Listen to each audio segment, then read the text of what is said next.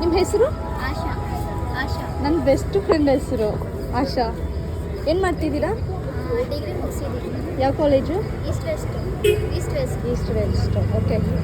ಬ್ಯಾಂಗ್ಳೂರೇನಾ? ಹೌದು. ಓಕೆ. ಎಲ್ಲಿ ಬ್ಯಾಂಗ್ಳೂರಲ್ಲಿ? ಯಲಹಂಕ.